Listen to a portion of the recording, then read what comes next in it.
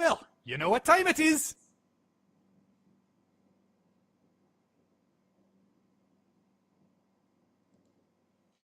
All right, everybody, welcome to our Sunday night live stream. This is our 7 o'clock stream where we do news, and if we have any information about what we do outside of the project, this is where we announce new projects coming in, new vehicles that we may have purchased, things like that. So tonight will be the debut of Big Red.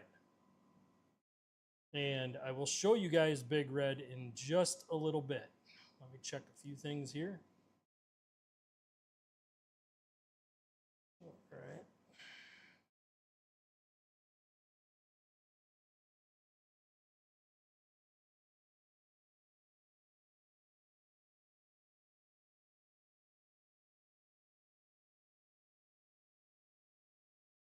All right. So start off with the announcements. Guys, make sure you guys are hitting the like and subscribe.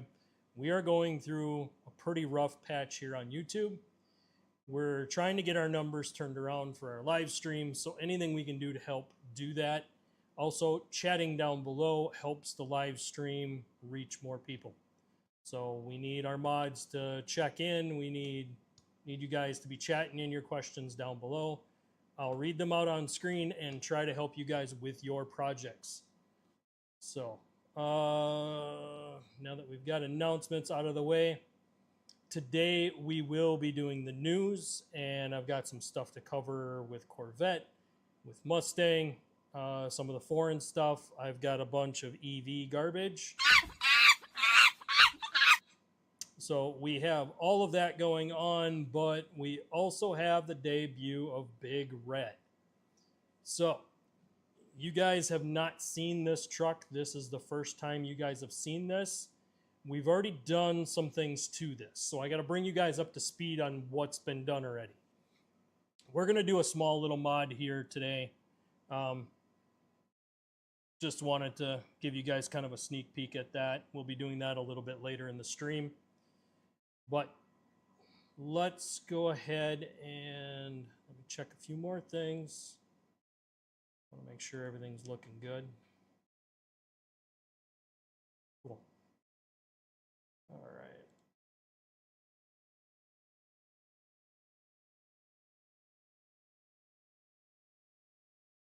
So again, mods, check in if you guys are in here. Let's go ahead and I've got a few things I need to do to this truck yet before I can show it to you. So I am going to pull up one of the news articles. Hopefully you guys will be able to read it on screen, and then we will talk about it. I need to finish up Big Red quick. So let me go into the news. Let me pull up. This will be one of the big articles that I want to talk about today, guys.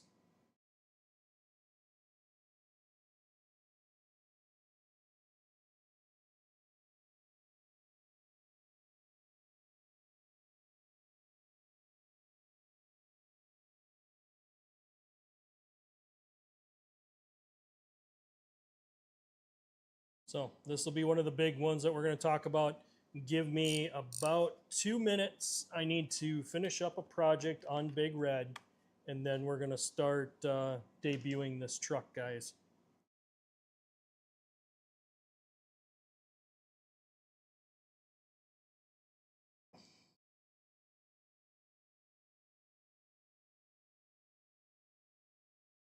So, all right, I'll leave that article up. I'm going to go all in on this thing because you guys already know what this is.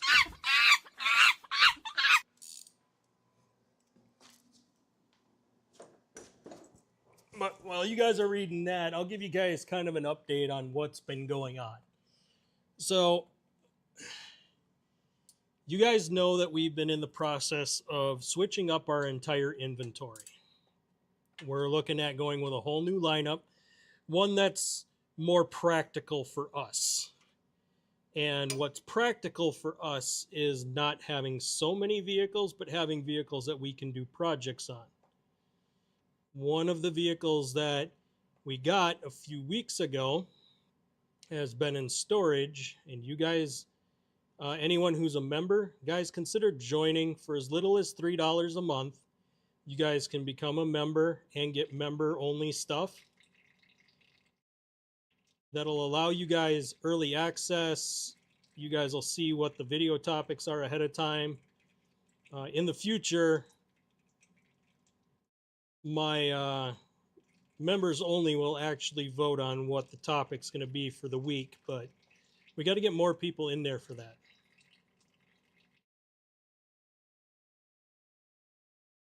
So unfortunately, what I'm doing is I had to drain a little oil out of this engine because the dealer overfilled it. And yes, we bought this one from a dealer, guys. Not normally my first choice, but I chose it this time because what I was looking for were kind of rare options nowadays.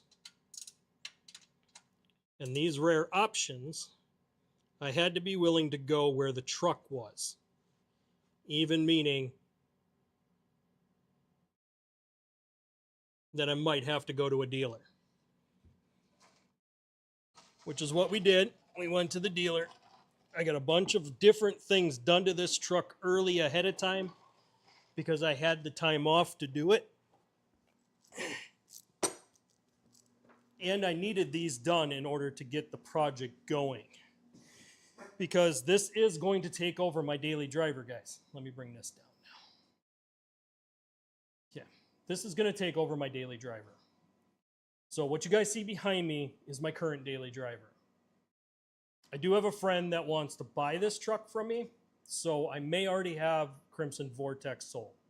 You guys already know we sold Malibu Steel. You guys already know we sold the Silver Swine. We did all of that. We got rid of 3 vehicles to go down to 2. 2 vehicles, one of them is a 04 Pontiac GTO, and the other one is Big Red. Big Red is a 2013 Chevy Silverado.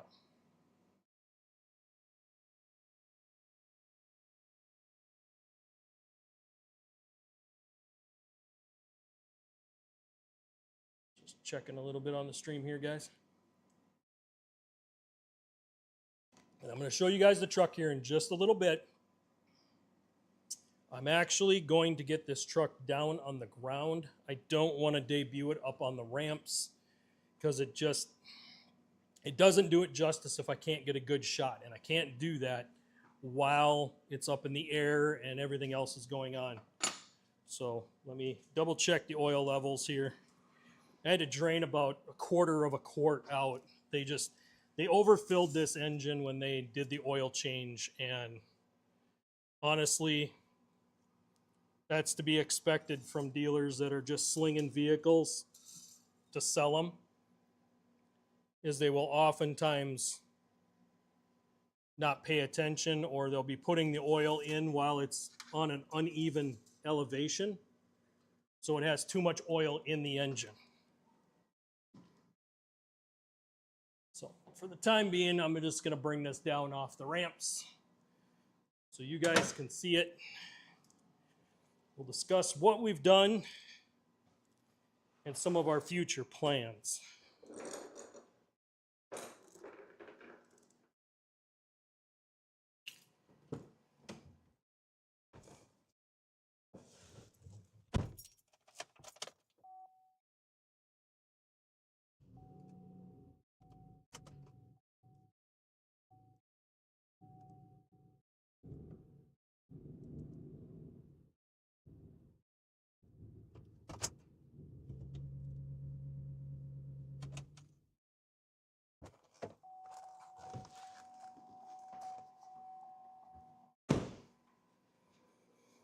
All right, so you guys happen to see a little bit of the door there, but you guys are going to get the whole view here in just a second.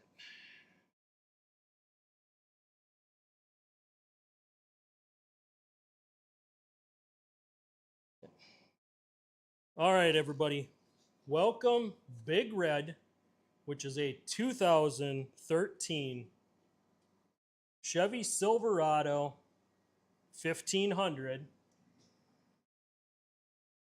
And I'm going to try to bring you guys back so you can get a better view of this thing.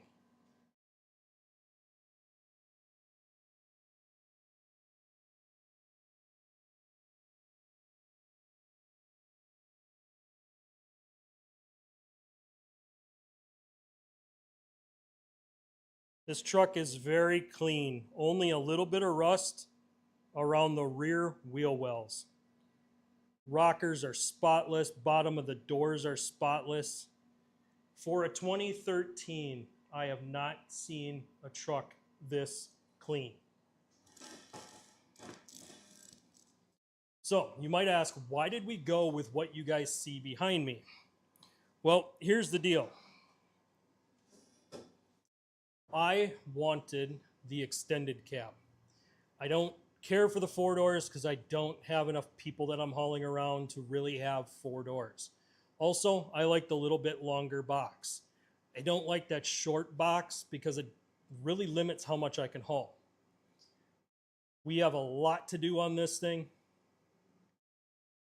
Bill, good to have you in here. Awesome, good to see you. Bill has a 2013 crew cab with 20K on it. This one's got 119. So we are going to do the 100K service on this truck. We have to do the 100K on it because it hasn't been done.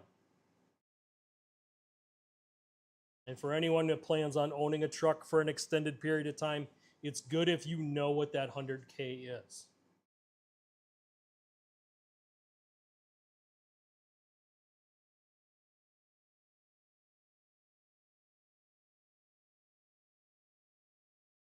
But yeah, this is 2013 Chevy Silverado 1500.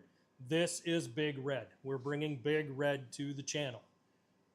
So we plan on doing a bunch of different things to this. We're going to start out with the basic tune-up like I was saying. So coils, wires, plugs, air filter. We're going to check the throttle body, see if the throttle body needs to be cleaned. We're going to do a transmission oil filter and flush, meaning we're going to change out all of that stuff in there so that the transmission will hold up for much longer. If you don't do this at 100K, what can happen is the transmission will slowly deteriorate itself from 100K. So we do have another vehicle outside, a customer vehicle, and he just hit 107. So we're doing 2 100K services back to back. We're going to be doing probably his truck first and then this one second. So this truck has round coils. If you guys know anything about the GMs, there's 2 different types of coils, a round and a square.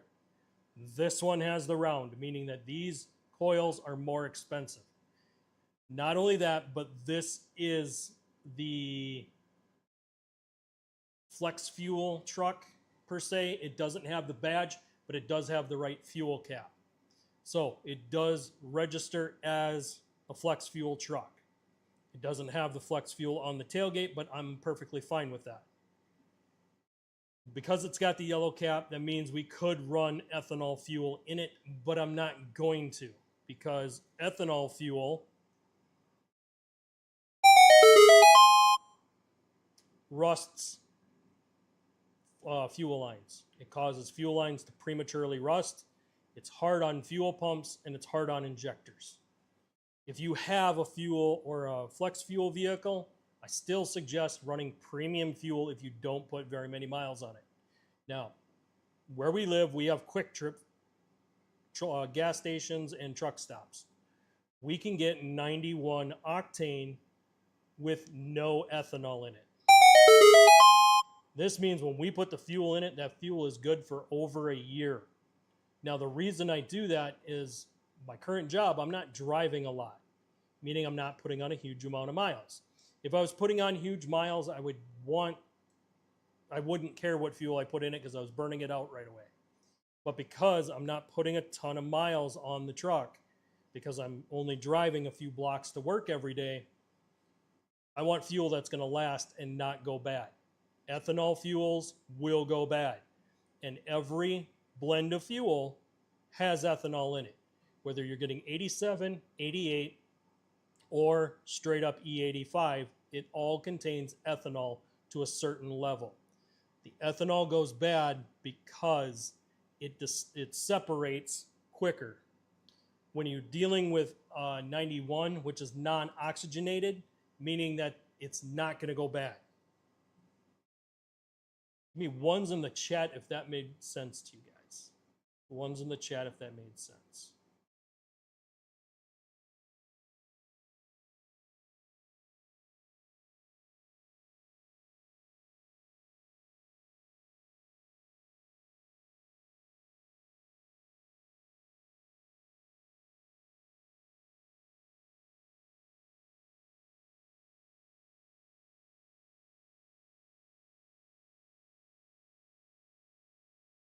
Okay.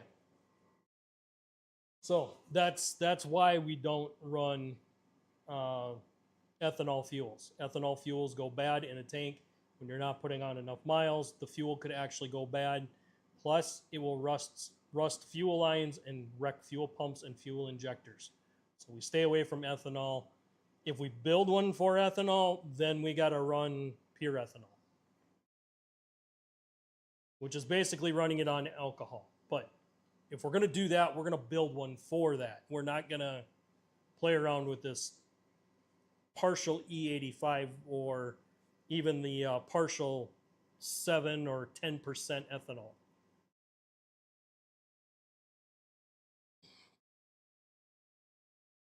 '91 non-oxygenated actually pulls some power out of the vehicle as well. It really kind of wakes up the engine and it gets it to run better. Now this one isn't as bad as our GTO that we're going to be. I'll be bringing the GTO on soon, guys. We're going to probably be debuting the GTO in maybe a week or two. It's been on the members only long enough, so I'm going to go ahead and move that one over. Bill just said E85 costs too much. I use 87.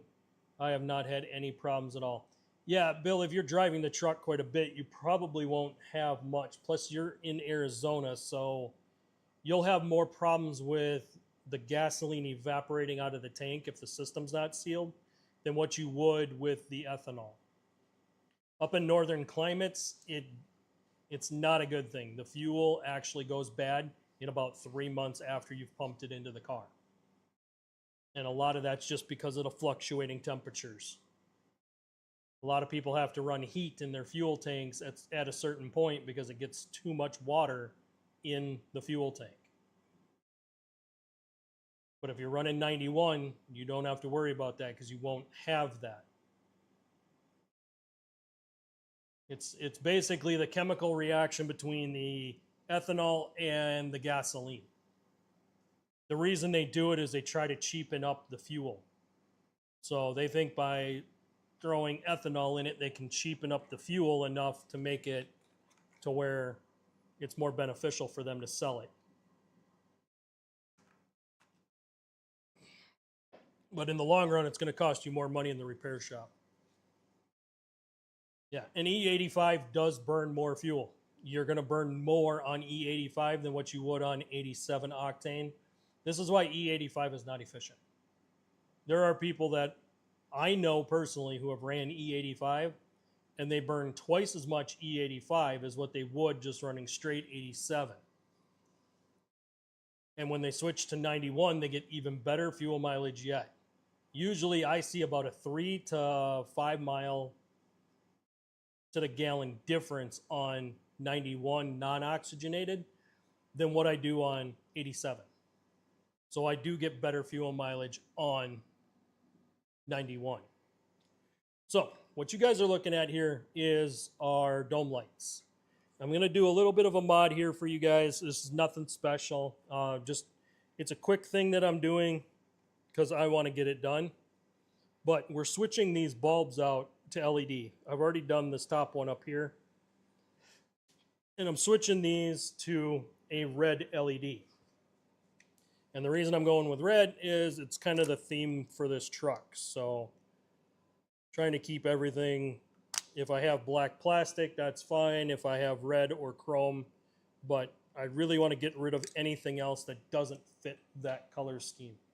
This means we're going to be doing a badge blackout on this truck. What is a badge blackout? Badge blackout is where you take vinyl and you put it over the badges and you black them out. I have the vinyl here. I just got to take the time to measure them, cut them out. But we have bow ties on all wheels, so I have to replace the gold on the rims with black vinyl. And then we have a big badge on the back tailgate and one up front. So here's our LED. If we have it in the wrong way, I'm probably going to have to take this down and redo it. But for now, I'm just trying to get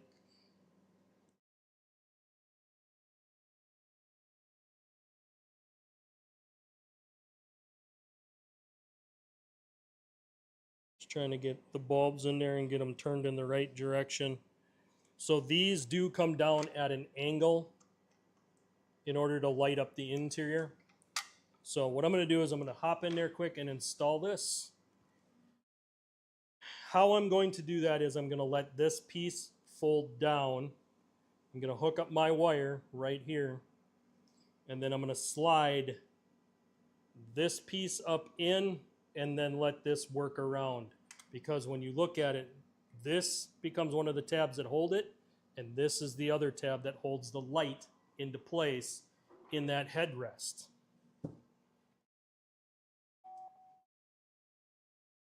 Just so you guys don't gotta listen to it ding, I'm gonna slide the key out. So first thing is I plug the light back in after. Now what I could do, rather than sliding this in place right away,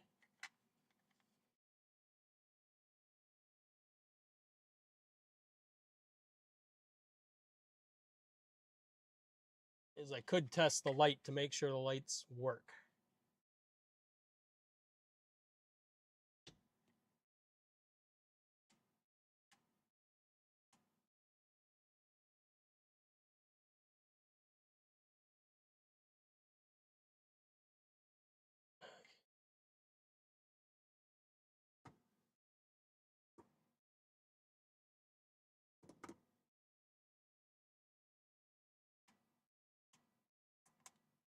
Okay, one's not working, so I'm gonna take it out, flip it around.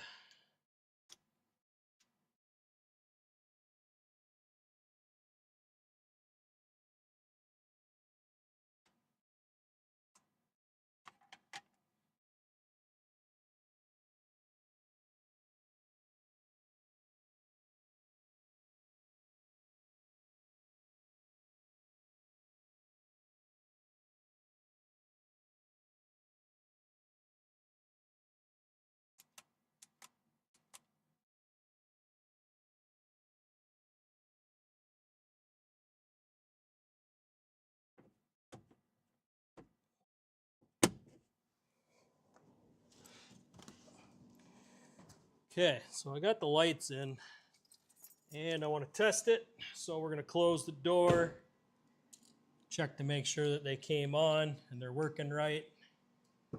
Open it up, crawl in.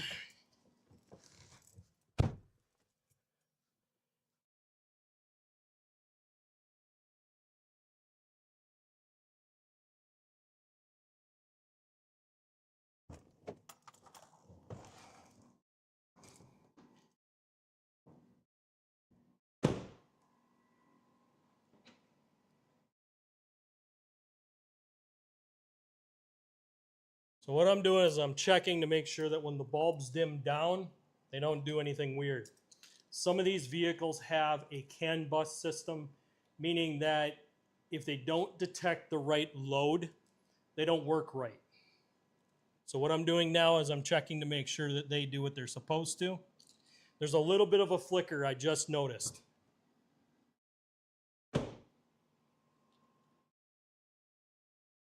But if that's the only thing that I notice, then I will call that done.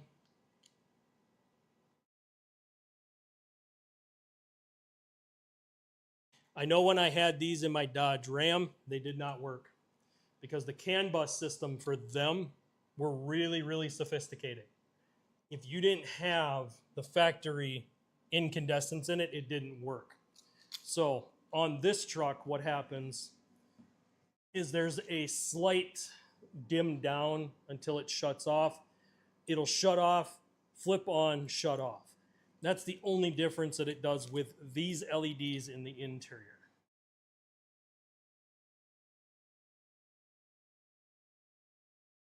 Take a quick peek. All right.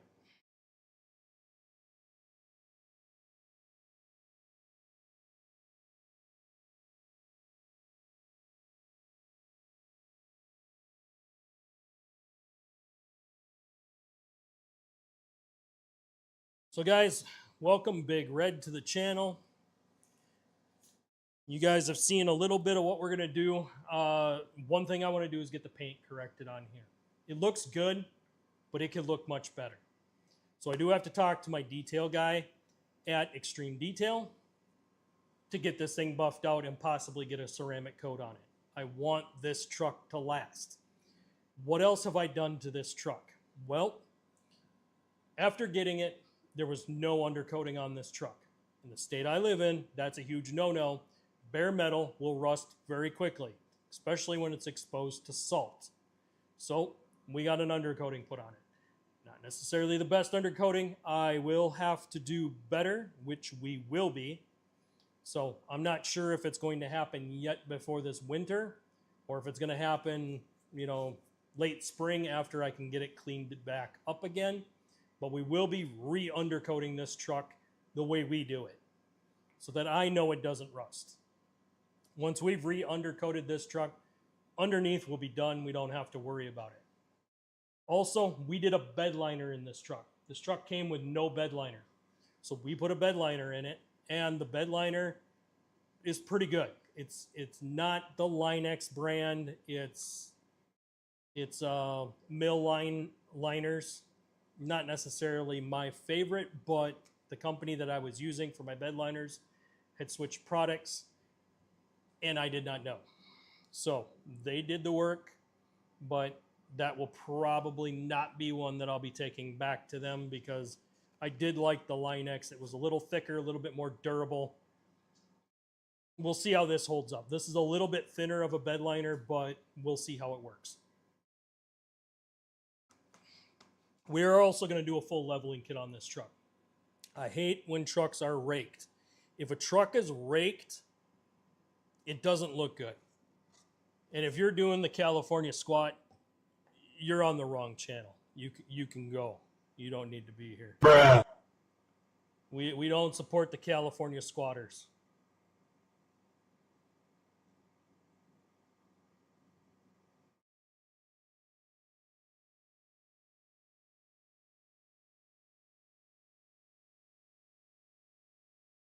But guys, you can see just in the video how sharp the paint is on here. You guys can see how good this thing looks. Honestly, this was a really good buy for me. I did wind up spending a little bit more than what I had planned, but it was money well spent.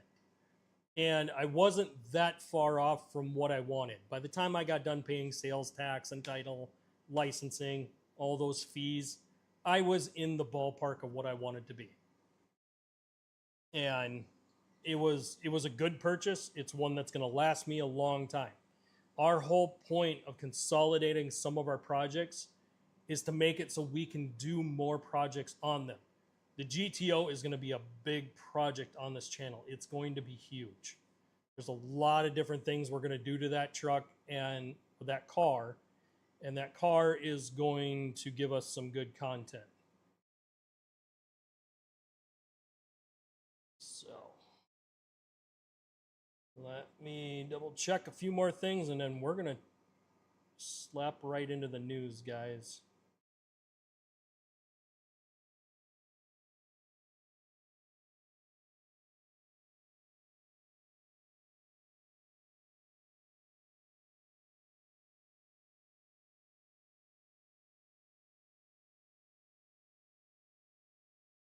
Let's go ahead and pop right into the news. So I pulled up this article before.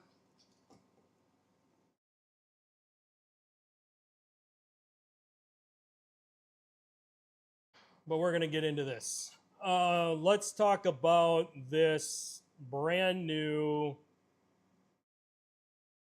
Basically, they want to call it the C9 Corvette, which we're on the C8 currently.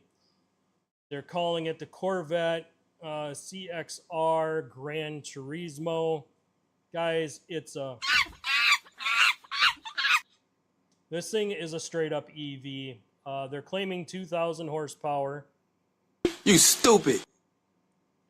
Even if you had that much power on a light framed car, you'd never be able to control it. I suppose we could talk about them guys beating Ford and Porsche at the Nuremberg. But guys, you guys already know how I feel about that. One of them was a hybrid. The other one was their twin turbo ZL1. But honestly, guys, they set the lap times with the people that built the cars. So they did not use professional drivers. I got to hand it to GM on that one. They really kind of made people look pretty dumb by basically using engineers to do that course. GM has done quite a bit of different stuff over the years that I approve of and I disapprove of. Some of those things were getting rid of some of their platforms like Pontiac. I think Pontiac was a good line for them, but I think they got rid of Pontiac a little too soon. I think they should have held off and they didn't. Also, I think there was other projects in the works that they shelved because they wanted to chase the EVs that were getting all the tax credits.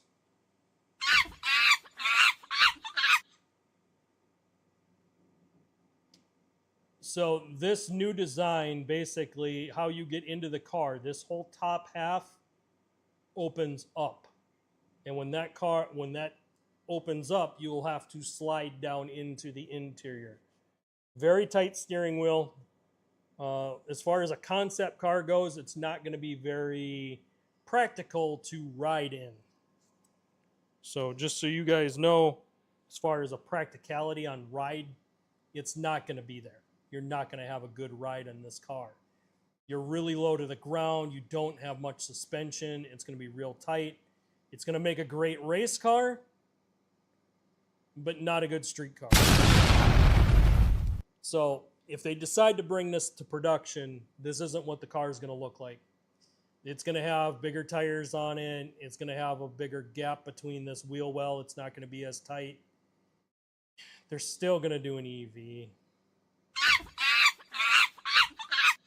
Unfortunately, we're not going to get away from that garbage with them, guys.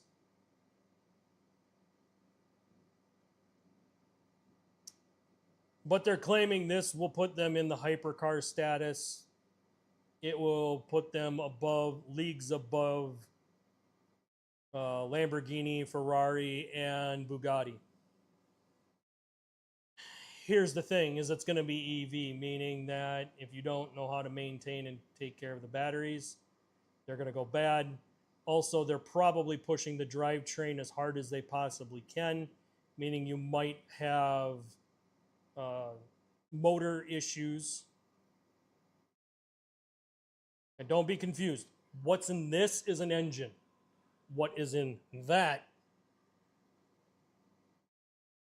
is a motor. It's an electric motor. And they're saying they're running independent motors on each wheel, which is giving them the 2,000 horsepower. Guys, this is the same as if we took V8 engines and bolted it to every single wheel. The problem is going to be traction. You can have all the power in the world, but if you can't put it to the ground, it's pointless. I've said this to you guys many times. Having all the power in the world means nothing if it doesn't go to the ground.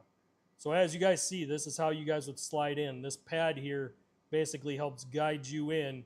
Your legs would have to slide in around this steering wheel, and you're basically held into this car like a cockpit.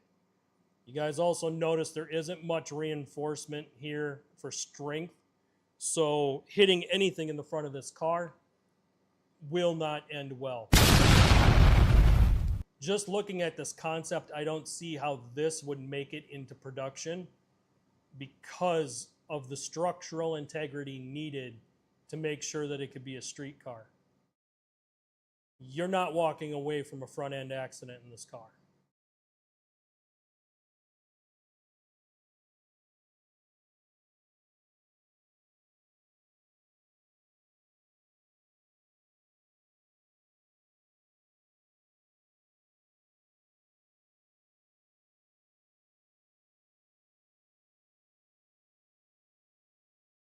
So as far as this thing goes, guys, this is just an EV disguising as a sports car in my mind. I wouldn't even put it on my top probably 100 cars I would want. Not even close. In fact, I don't even think the C8 would make it in my top 100. And that's just because they've changed so much on that car that it's not a practical car. And when I mean practical, yeah, it can go fast. Maybe it can corner a little bit better because of a mid-engine design. But if you don't know what you're doing, you can't push that car to its true limits. And in many cases, you're not going to be able to, because what it would take to get it to the limits is well beyond what we can actually do on the street currently.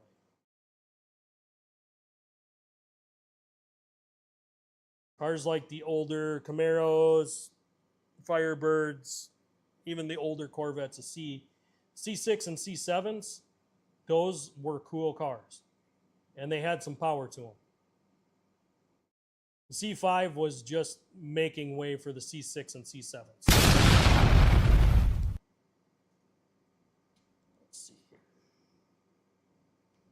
Scroll back.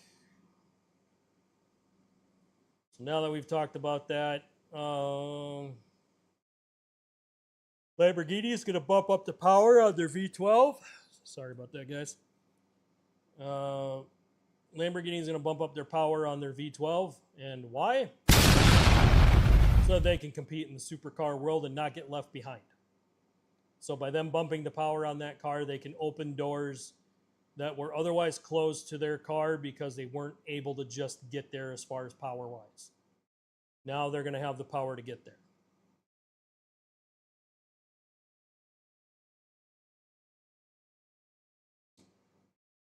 They're claiming that the iconic 300 is coming back in 2029 with a twist. Guys, the twist is it's going to be an EV. Stellantis still owns this company. And it doesn't matter what we say or do as consumers. If people are buying these EV garbages, then obviously that's the way the trend's going to go. Here's the problem, though. A lot of the people that buy EVs realize real quick that the mileages on them are horrible. You don't get to go as far on a charge as you would as if it was a gasoline car. And this is the reason why they're bringing back the Charger with the Huracan engine in it. Are they going to put a V8 in it? Nope. Guys, we will not see the V8s come back in the Chargers. They will not do it. It's going to stay either Huracan or EV because Stellantis still owns that company. Ford, the GTD. This car was the first to break some records at Nürburgring, and this was what GM was chasing. They wanted to beat the Ford Mustang GTD. Now the GTD would have to come out with a bigger horsepower engine, either a twin turboed or a supercharged. I'm going to guess it's going to have to be twin turbo if they want to compete. But they need to bring their power up and deal with their body style in order to be able to compete with that car. Now, the issue is if they're trying to compete against the ZR1X, what they're going to have to be able to do is corner better than that car, accelerate better than that car, and they're going to have to do it on almost every single metric when they're building this car again from the ground up. This car was built already from the ground up less than like a year and a half, possibly 2 years ago. And the reason why I'm giving them 2 years is it took time to research and develop this car. Cars like this don't come out of nowhere. So when we see them and they've only been out for a year, they've been out longer because they've been trying to test it.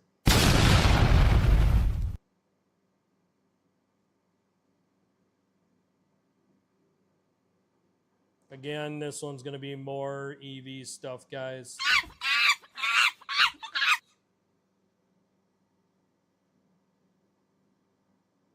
So Shelby wants to throw their hand back in on the Super Snake realm.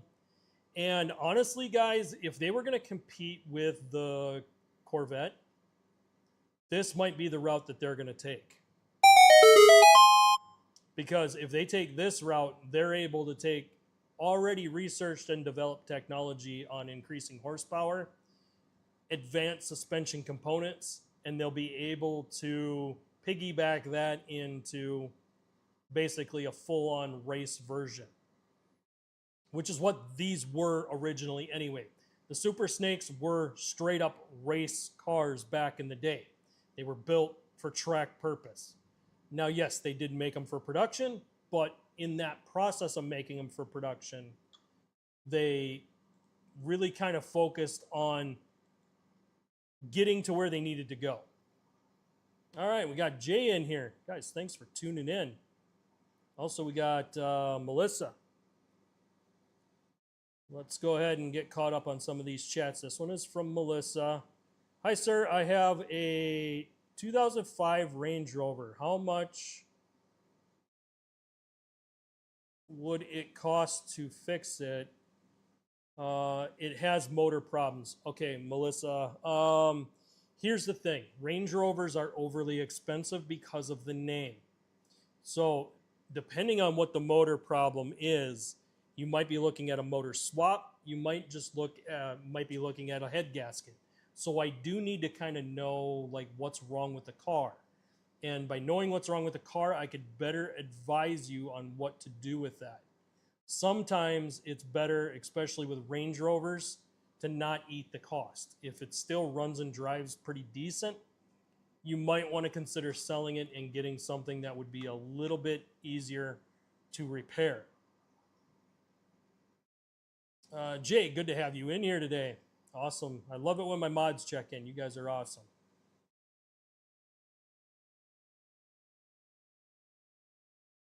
Yep, Jay's right. The Range Rover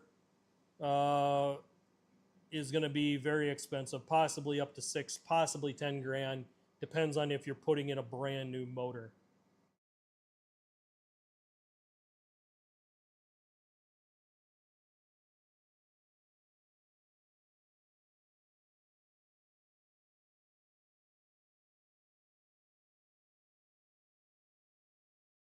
Spies on Jay in chat.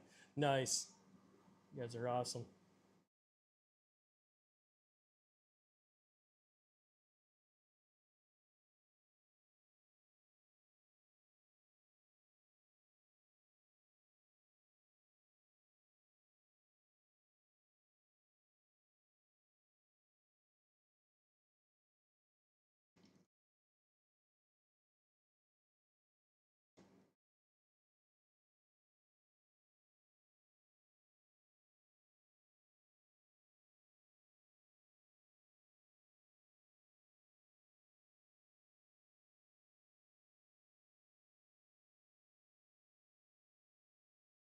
Looks like we had a little chat battle going on in there. I'll let you guys kind of go at it as I continue on with the news. But Melissa, I hope that answers your question on what's going on there. When you're dealing with a Range Rover, you're dealing with very expensive repairs. And a lot of it is just because of the name of the vehicle. I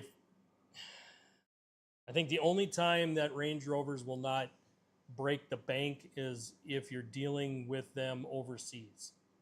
If you're dealing with them in the US, they're going to be expensive to fix.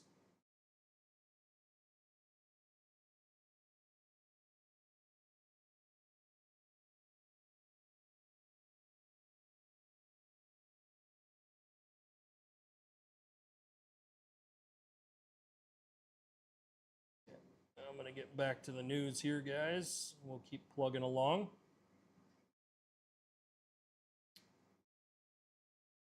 Rivian, EV car company, guys. There is a lot of EV news. And, guys, we're going to start seeing a lot more debuts. I did want to talk about the Acura debut that came out this week. Ford came out with some debuts this week. And I believe there was one, let me see where it was. There was another one for EV from Rivian. Oh, Jeep. Yeah, we were going to talk about Jeep. Okay, guys. So, honestly, guys, when it comes to the Jeep camp, Stellantis owns them. You guys know how I feel about Stellantis owning the company. I warned you guys 3 years ago when they bought that company what was going to happen. They were going to shell company it. They were going to use it to sell their EVs. And the U.S. car market was going to take a hit, which is why they had to bring back the previous CEO. Because the previous CEO has to resurrect this company from the dead. Dodge, Ram, and Jeep are dead. If they go the remainder of the year and they keep pushing EVs, they're done. So this is something to pay attention to, guys. As the year develops, we're going to start seeing them come out, but pay attention to what they're putting in it for motors. If we're only seeing the Huracan or otherwise the 5.7, then they're not doing any research and development into engines, which means even if they resurrect the SRT program, we're not going to get the same power that we were getting before. These are all things to pay attention to for the future, guys.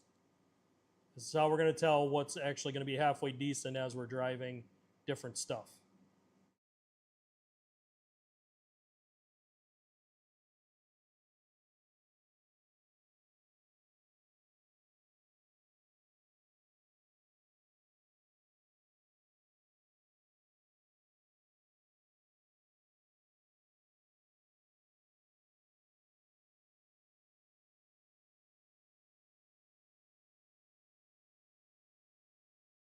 Yeah, guys. He made mod because he was here, he was in the chat, he was doing a lot of different stuff with this channel. And I would say within 2 videos, I modded him up. I also run a program, guys, that if you guys are within the top 3 fans, I usually mod up my top 3s. And some of that depends on, do you engage with the chat and you guys help the stream? So I do that as well.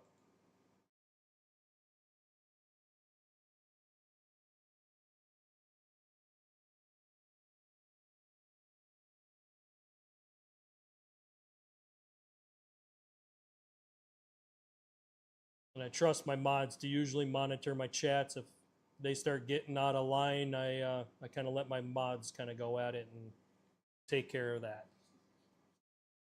So, like seeing the engagement down below.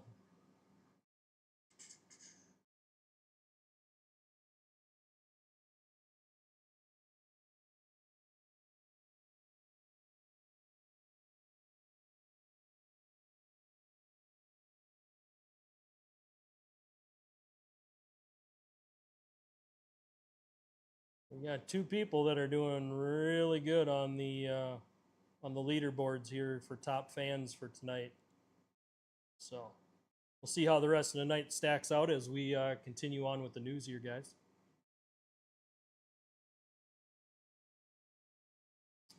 All right, this Eve.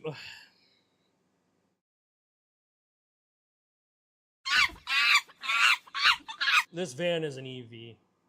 You can tell because they're trying to make the body as smooth as possible so that it doesn't have as much wind drag. We can spot these things from a mile away, guys. And they're saying that they're taking Hyundai's spaceship design and rebadging it as Chevy's next minivan.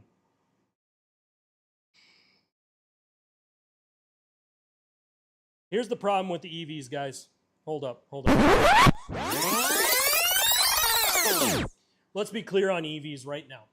If EVs start doubling the mileage range over a gas-powered vehicle, we're going to see EVs actually take over. Because people are going to look at the cost.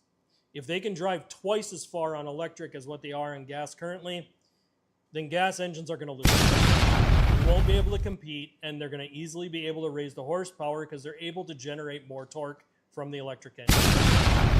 We're already seeing claims, and guys, I need to bring this one up, so hopefully I'll find that article. If not, I'm just going to bring it up at the end anyway. There is one of the articles how they were able to hyper mileage an EV pickup, and I believe it was Chevy. So we will be talking about that.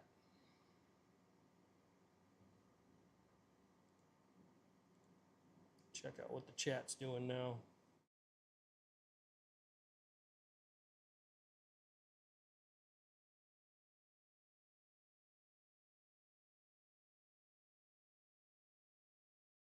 Yeah, Oreo, you're actually you're pretty high up there in the rankings today. You might actually get mod today.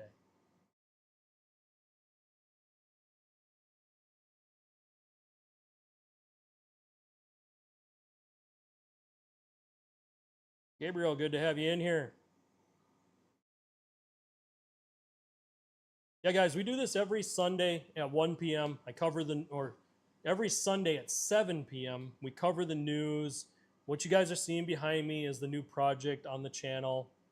So we kind of cover news in this stream. At 3 p.m. on Sundays is when I do my project. So every Sunday, 3 p.m., I do a project.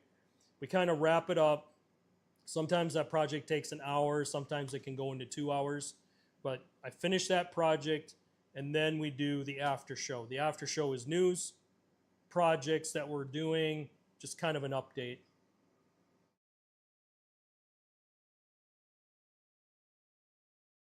You know what, Oreo?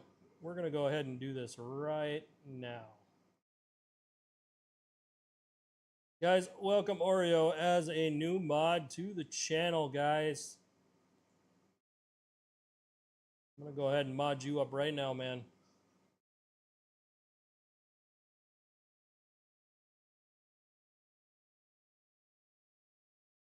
Yeah, Jay. Yeah, I went into it. Gas cars are actually better for the planet.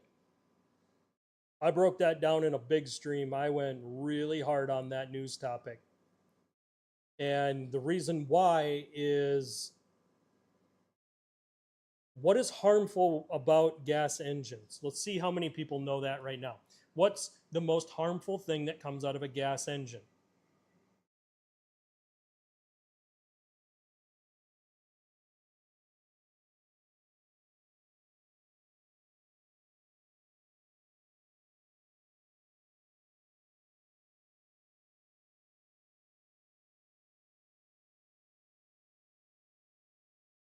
Checking the chat to see who gets this. What is the most harmful thing coming out of a gas engine?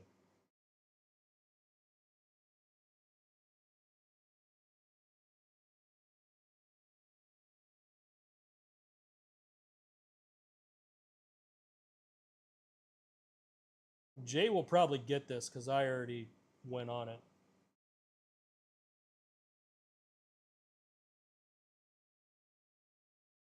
Jay, you're partially correct. Those things can cause more problems, but the one element that's created that is so harmful is the carbon monoxide, not carbon dioxide. Carbon dioxide and sunlight is used by plants for photosynthesis. It's their food. So they use carbon dioxide and sunlight, and in the process, they release oxygen. That whole system is circular. The one element that breaks that circle is carbon monoxide. The carbon monoxide is why we need catalytic converters and why we need our catalytic converters to run properly. This is why EVs are actually worse for the environment. Yeah, Jay, you're right. People mistake those two all the time. All the time. And it ticks me off because they think that the carbon dioxide is bad for the planet. It's not. It's actually used by plants, trees, crops. Everything that has green leaf that grows uses carbon dioxide and sunlight. Carbon dioxide and sunlight, and releases oxygen. The carbon monoxide has to be burned off. This is why you can run new cars in a garage with it completely sealed up, where you can't do that on older cars because they don't have a catalytic converter system to burn off those harmful gases. The harmful gas is the carbon monoxide. That's what always does the most damage to your lungs. Carbon dioxide, we breathe plenty of carbon dioxide every single day we're alive. So, all the climate activists, you guys can stick it. And I know they're going to hate my stream now for me doing that, but frankly, I don't care.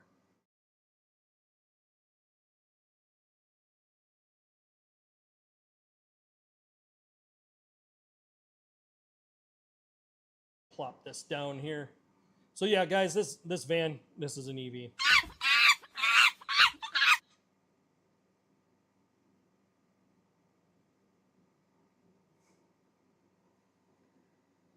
Ford. You stupid.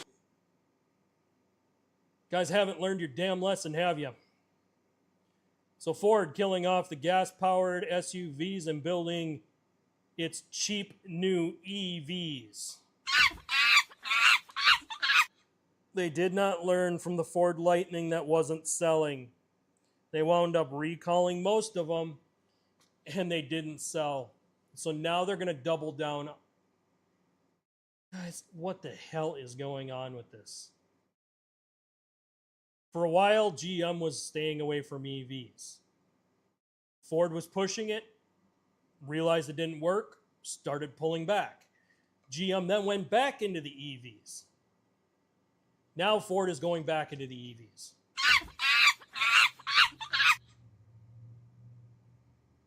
I got some news on Tesla too, guys. I'm going to touch on that here in just a little bit.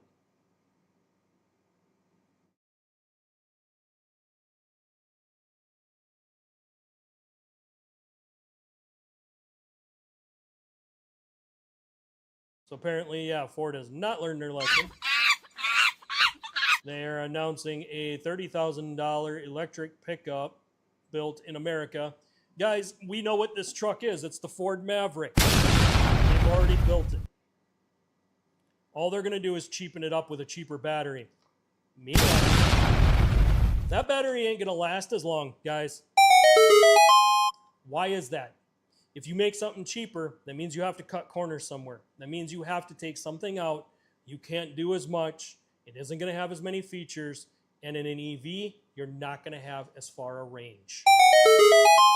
Pay attention to what's going on in this market, because this is where we're headed.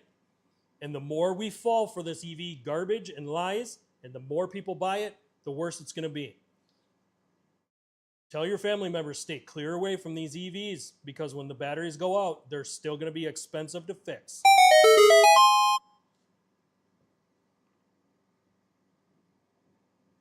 All right. chats a little bit here, guys.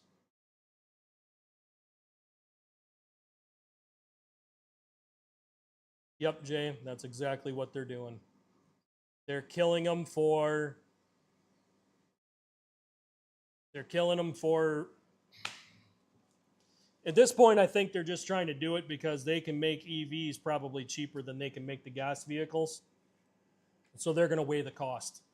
They're going to shorten the mileage on them just to be able to get them underneath the price range that people can afford. And people are going to get suckered into buying them. And once they buy them, they're going to get stuck with them. Because these things, even at $30K on an EV, guys, 2 weeks ago, I pulled up Kelly Blue Book. We blue booked out a 10-year-old EV versus basically where the market was at on these cars. And we realized they're not selling because people realize they have to put a battery in them. We already looked at this.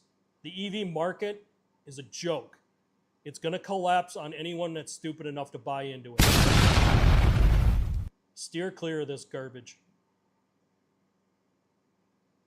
This one pissed me off, guys. Oh, I'm sorry. I'm usually far more composed. I'm just a little bit absolutely livid. So we're going to take a Camaro, which is a two-door sports car. We're going to make it a freaking four-door sedan. We're going to give it 1,000 horsepower electric EV and call it a ZL1 return. GM, you out your damn mind. This ain't a sports car. This is a family car that you're trying to push. And all you're trying to do is compete with the Ford Mustang. And not even the cool Mustang. We're talking the four-door Mach crap. At this point, GM, you guys get what you deserve. If you guys are going to push garbage like this, I hope they don't sell. I hope you guys sit on them just like Ford sat on their damn Ford Lightnings.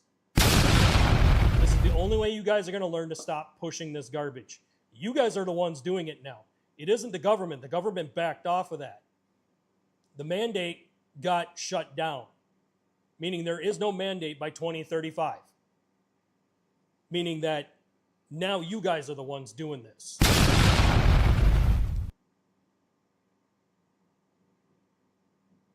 And if I got to drag your faces through the mud, I'm sure, whatever. I'll do it. I don't care. Because this is a damn joke. This ain't a sports car. This is a family sedan EV. That's what this is.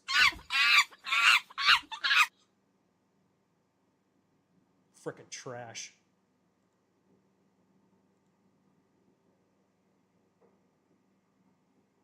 Yeah, Jay, they ruined the Camaro. Yeah, Oreo, I'm pretty pissed off that they did this. I saw this news article this week and I just frickin' lost it.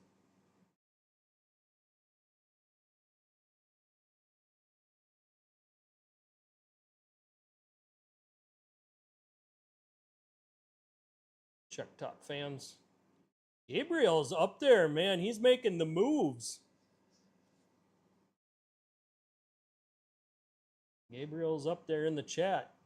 We'll see how that goes here at the end of the stream. Gabriel, you are up there. Keep chatting in, man. Get your numbers up.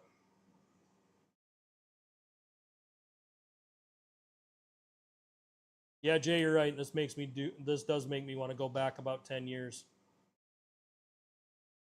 Honestly, that's why we've got our hands on the GTO. So next week, you guys are going to see, either next week or the week after, I'm going to debut the GTO. So behind me is Big Red. Big Red is going to be taking over for Crimson Vortec. We're going to get rid of Crimson Vortec, and we're going to have Big Red behind me. So Big Red, probably LS Goat is what I'm going to be calling that one. And then we will still have the Kia for now. Oh, guys, hold up. I got news on the Kia. There's a reason it ain't sitting over here.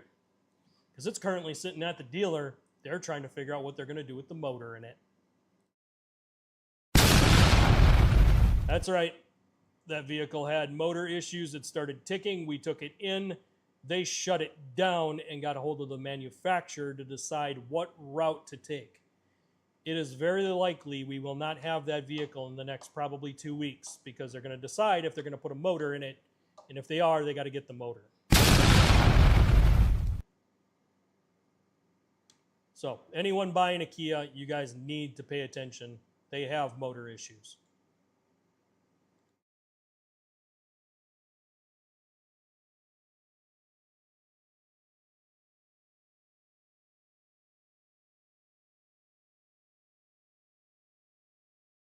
Yeah, Jay, I would say they cooked themselves back when they started doing the VVT engines. When they started going to cylinder shutdown, that's when they cooked themselves. I'll stand behind that, actually. I'll stand behind that in the long run. GM totally boned themselves the minute that they went to the VVT engines, because those VVTs got way too many problems. Way too many problems.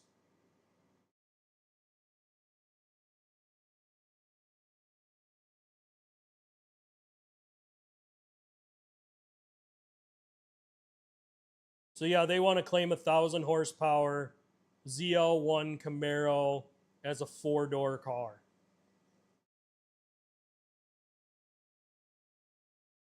You stupid. Yeah. Guys, this is a sad day for Camaro fans. Hang on to any Camaros you have. They're going to be worth a gold mine in the future. If you're holding on to GTOs, they only made the new model GTOs for 3 years. That's why I bought the one I did. It didn't have the 6.0, it had the 5.7, but it had the 6-speed manual. Which is why I bought it. It was a rare car. It had the motor, the transmission. The car had decent styling. It needs some work, though. The car is not running optimal at all. It runs, but it could be running way better. This thing's running good, but it will run better when I'm done with it here in a couple weeks.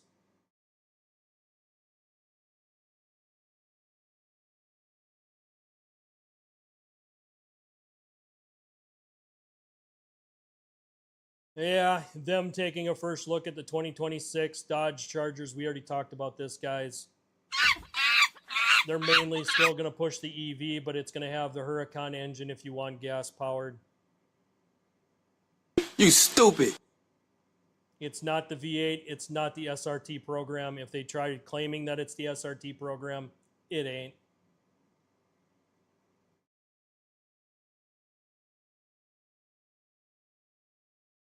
And we're back on some of the old news topics now from the week before. So we're done on Motor Trend. I'm saving the big news about Tesla here until the end, guys. We're going to flip over to here. So, yes.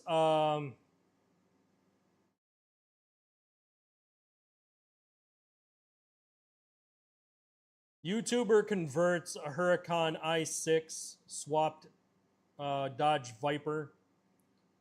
Gains 400 horsepower in the process of swapping it. This was done because he was given the motor and he had it set up for a race. So he finished the car, took it to the race. I'm not sure how the race went. Again, this was just posted here about 7 hours ago, so we may have some news next week on that.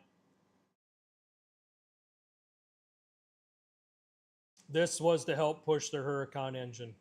That's all that was.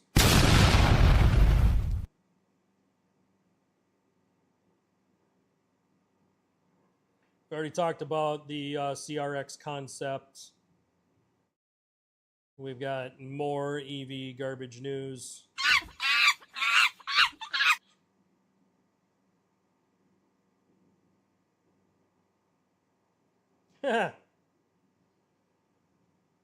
Now somebody's getting a little smarter. It appears that Acura wants to pivot away from their full EV lineup to be more ICE and hybrid models, because they're realizing that people still want to be able to move their cars around and not be fully dependent on electricity. Also, they're realizing that the mileage on the EVs is not good enough.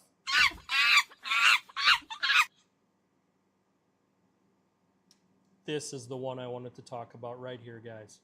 I'm going to check chats before I get into this.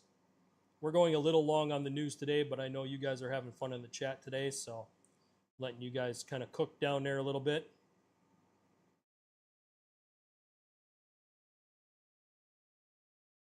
Yeah, Gabriel, it was one of Chevy's platform vehicles, but for whatever reason, they're choosing to kill it just like Ford did with the Mach. The Mach Mustang was a joke. And Jay, yeah, you're right. The EV Silverados are not selling as well. They can't move them. People are buying these things behind me more than they're buying the new trucks because they're trying to stay away from the EVs.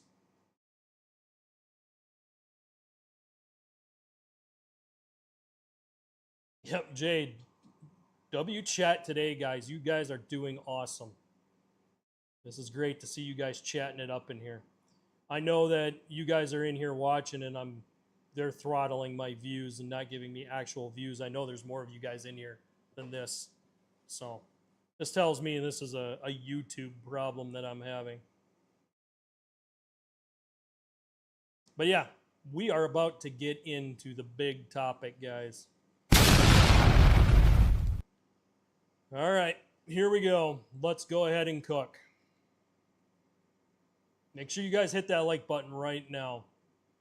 No one else is bringing you this kind of content in this style on a live stream for automotive stuff, guys. Do me a favor, hit that like button, hit that subscribe. It does help the channel. It helps us grow. We're trying to do a bunch of different stuff this year, guys. So help us grow. Keep chatting it up down there. Let's go ahead and cook. All right, first of all, I'm calling it right now. There is a huge scam going on. So they say that the core profit center collapsed, and this is all due to Trump and his rollbacks on the EV tax credits. False. This is because Elon forgot who he was selling his cars to, mainly leftist, environmental people that were believing the lies that EVs were better. Because of this, what happened? Their profits tanked. Because the minute Elon worked with Trump, Trump is seen like the enemy when it comes to a lot of the leftist ideas. So this created his company to not sell these cars. Also, hold on. He's still paying himself a salary of $29 billion in a company that can't pay their bills. Why is this happening? Guys, I am foreseeing a collapse of Tesla. You guys heard it here first. I'm going to guess in the next probably 6 months, you guys are going to hear me hit this button. Well, I sure hope somebody picks up that phone, because I f***ing called it! He's collapsing the company and pulling all the profits out to put into a different venture. He realized he already blew the company. He already can't sell to those people. They see him as the enemy. They're no longer going to buy his cars. So he can't sell these to the conservative crowd because conservatives don't believe in this EV garbage. Because we don't. So these cars are dead to us. Cars are also dead to the leftists that were buying them, meaning that the company is going to go belly up. They're in the process now of collapsing the company. We are watching this in real time. Guys, pay attention to this one because this is going to hit hard over the next 6 months. we're going to see this company collapse. And every time a car company collapses, do you guys remember what happens? Do you guys remember what happens when a car company collapses? See if the chat knows.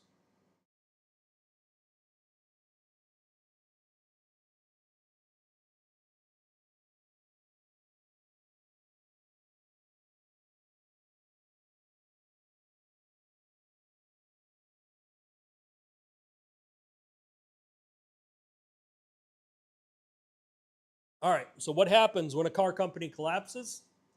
It's harder and harder to get parts for them. Meaning that eventually these cars go to the wayside. Well, I can tell you right now, the Cybertruck already has a bunch of failure issues. It's a rattle can to drive after 5,000 miles. The wiper arms fail constantly.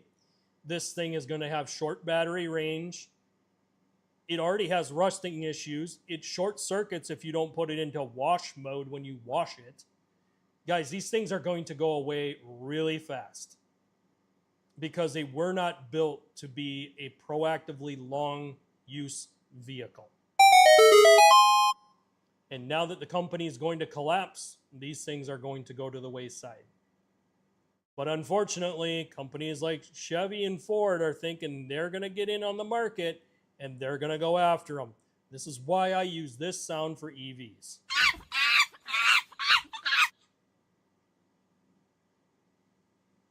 But they're going to find out, just like Tesla, people aren't buying these. The truth is coming out on what is dangerous with the gas-powered engines. The truth is also coming out about how the EVs have been undersold to people, how they don't have the mileage that they're supposed to, how the maintenance costs are through the roof, how the warranties last just long enough that they don't have to eat a battery. And that's the truth.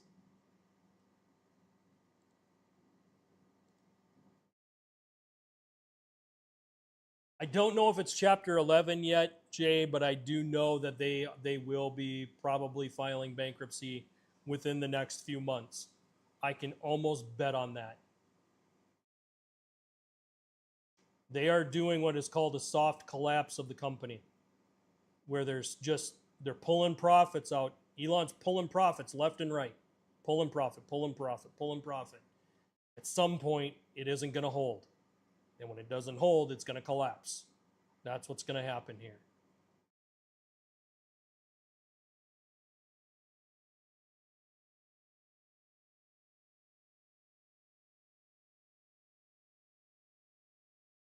All right, so I'm going to check some top chats here.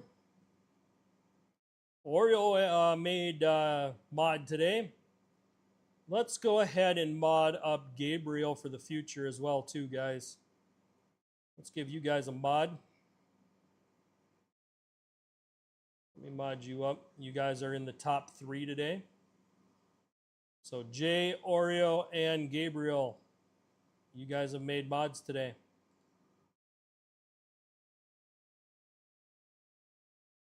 So everybody welcome Oreo and Gabriel to the mod squad. You guys are part of the mods. Guys, we do this every Sunday. Sunday at 3 p.m. is our project. Sundays at 7 p.m. is our news and projects that we're recapping. We don't do projects at 7. The projects will be done at 3 just because I need the time to be able to do some stuff. So, I'm going to go ahead and wrap this one up, guys. It's been a great stream. Thank you for guys for tuning in today. It's been an awesome day. We've done some stuff. Showed you guys our new project. It's been a really, really good day. I also notice a storm moving in here, so I will have to kind of button things up. So, all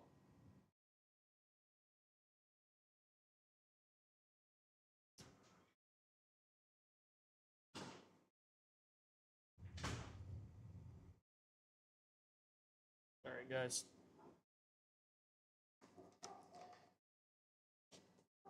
I'm going to see you guys later. Thank you guys for tuning in. I will talk to you guys later.